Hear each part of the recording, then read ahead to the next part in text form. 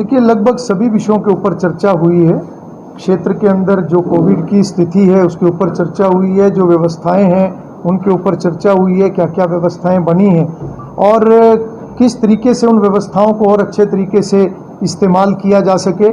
खास तौर पर देहात के अंदर जो पिछले कुछ दिनों से एक चिंता का विषय बना हुआ है कि देहात के अंदर कोरोना ज़्यादा ना फैले, तो उस बारे में भी एक डिटेल में चर्चा हुई है कि कैसे पूरे सब मिलकर एक जागरूकता अभियान भी गांव के अंदर चलाएं, सैनिटाइजेशन भी गांव के अंदर किया जाए और लोगों का सहयोग उस नाते से भी मिले कि लोगों को जितनी विषय की गहराई से जानकारी होगी उतनी ही लोग गंभीरता से बातों को समझते भी हैं।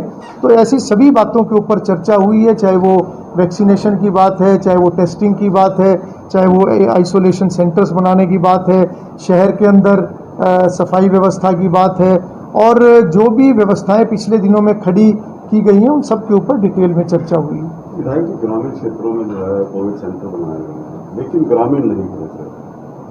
देखिए, ये विषय भी अभी आया है कि कई बार लोगों को जानकारी होने के बाद भी कि जो वो कोरोना पॉजिटिव है और उनको आइसोलेट होना चाहिए, तो कई बार लोग उससे परहेज करते हैं, कई तरह की शंकाएं होती हैं। तो वो भी बात अभी हुई है कि ये बात जिम्मेवार जो गांव के लोग हैं, जो प्रोमिनेंट लोग हैं या जो भी एक हमारे सरकार की तरफ से जो भी वर्कर्स वहाँ पर हैं किसी भी डिपार्टमेंट के, एक टीम बनाकर वो वहाँ पर काम करें, लोगों में जागरूकता ज़्यादा से ज़्यादा फैलाएं और उनको ये महसूस कराएं कि ये किस लिए ज़रूरी है। अगर कोई एक व्यक्ति कोरोना पॉजिटिव है तो उसको तुरंत आइसोलेट होना ज़रूरी है ताकि परिवार के बाकी सदस्य भी सुरक्षित रह सकें।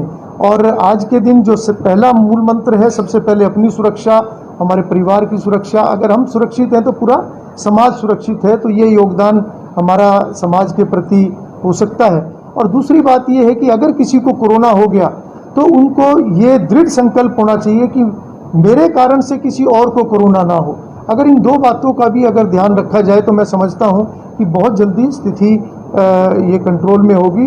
वैसे पिछले दिनों में जितनी व्यवस्थाओं के अंदर सुधार आया है, मैं समझता हूँ कि बहुत अच्छा काम सरकार के नाते मुख्यमंत्री जी जो आधी रात तक बैठकें करते हैं, पूरा प्रशासन दिन रात सभी लगे हुए हैं, चाहे हमारे वो हेल्थ वर्कर्स हैं, चाहे हमारा पुलिस प्रशासन है, हमारे प्रशासनिक अधिकारी हैं, सभी विभाग, क्योंकि सभी मिलकर इस समय एक कोरोना के खिलाफ लड़ाई लड़ रहे हैं और मैं समझता हूं जल्दी इसको कंट्रोल किया जाएगा। विधायक जी, आप लगातार बैठ के आयोजित हो रही है, प्रशासन की आपकी सभी शामिल रहती, तो कोई वार्ड घरोंडा शहर का या कोई गांव ऐसा चिन्हित किया जहां पर कुछ ज्यादा परेशानी आई है अभी तक देखने में? देखिए, पूरे हरियाणा प्रदेश में ऐसे गाँवों को चिन्हित किया गया है और उसी तरीके से घरोंडा के अंदर भी हमारा, अगर हम इस उपमंडल की बात करें तो बरसत, चौरा, कालरम, बस्ताड़ा, इस तरीके से चिन्हित किया गया है। डोर टू डोर जो हमारी एक टीम वहाँ पर सरकारी टीम, वो घर घर जाकर स्क्रीनिंग करना, एक एक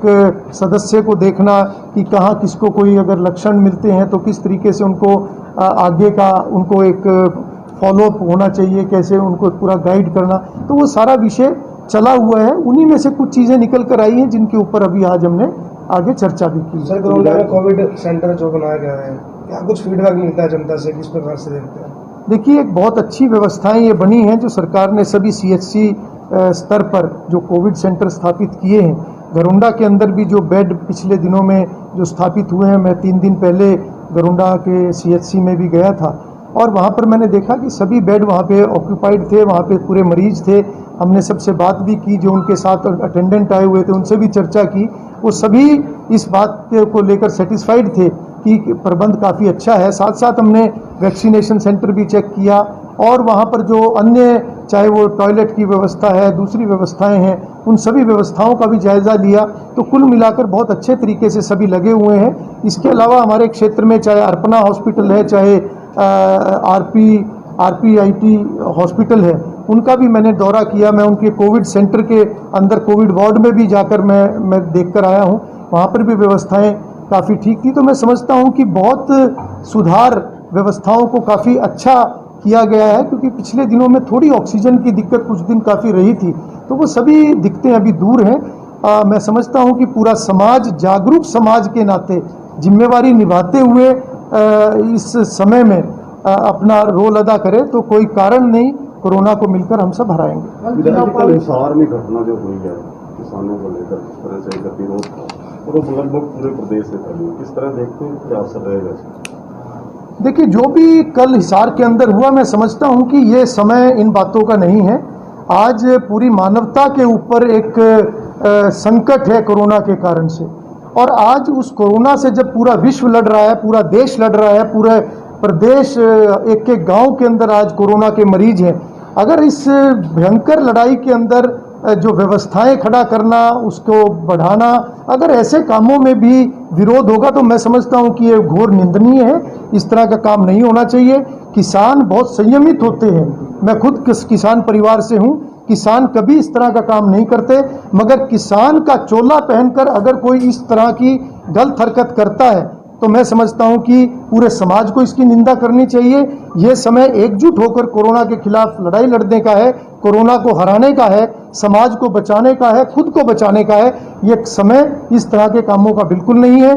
मुख्यमंत्री जी अगर पानीपत और हिसार में गए हैं तो मैं समझता हूं कि एक बहुत अच्छा काम जो 24 अप्रैल को मुख्यमंत्री जी ने योजना बनाई थी और 15-16 अप्रैल को अस्पताल की स्थापना होना, मैं समझता हूं कि इतने कम समय के अंदर आज की इमरजेंसी के हालात को देखते हुए सरकार और पूरा सरकारी अमला जिस तरीके से लगा हुआ है, और मुख्यमंत्री जी जो हर जिले में खुद जाकर व्यवस्थाओं का जायजा ले रहे हैं, तो मैं समझता हूं कि ऐसे समय में किसी भी तरह का विरोध करना ये बिल्कुल किसी भी तरीके से उचित नहीं है। लॉकडाउन की हिदायतों को लेकर सरकार और प्रशासन के दोहरे मापदंड क्यों हैं? क्योंकि जिस तरह से कल हुआ और प्रदेश के सभी टोल प्लाजाओं के ऊपर हुआ, लेकिन वहां जो लॉकडाउन की हिदायतें थी वो लागू नहीं थी। ऐसे में उनके खिलाफ एक्शन नहीं लेता प्रशासन, जबकि एक व्यक्ति यदि वो मास्क नहीं लगाता तो उसका चालान कर दिया। तो ये दोहरा मापदंड क्यों? देखिए, सरकार समय समय पर ये अपील सरकार ने की है कि ये जो समय है, ये समय वास्तव में कोरोना से लड़ने का समय है, खुद को बचाने का समय है, समाज को सही दिशा में आगे बढ़ाते हुए समाज की मदद करने का समय है। और कई बार अपील करने के बाद भी अगर इस तरह की बात होती है तो मैं समझता हूं कि इस बात को गंभीरता से सोचना चाहिए। किसान नेताओं को भी इस बात को समझना चाहिए कि ऐसे समय के अंदर इस तरह के काम ना हो, क्योंकि ये समाज हित में नहीं है। विधायक जी, कल जिला उपायुक्त जी ने CHC का दौरा किया था, तो कल भी सामने आया, पहले से भी सामने आया, डॉक्टरों की और नर्स की कमी है CHC घरों में। इस पर क्या काम होगा? देखिए, 3 नर्सों की अपॉइंटमेंट अभी कल हो चुकी है, जल्दी वो ज्वाइन करेंगे। उसके अलावा भी हमने ये चर्चा की है और SMO डॉक्टर साहब भी यहाँ पर बैठे हुए हैं, हमने भी इस बात का किया है, क्योंकि अगर उसके बाद भी कोई कमी रहती है तो जहाँ से भी प्रबंध होता है वो करें, हम उसके लिए पूरा इंतजाम करेंगे।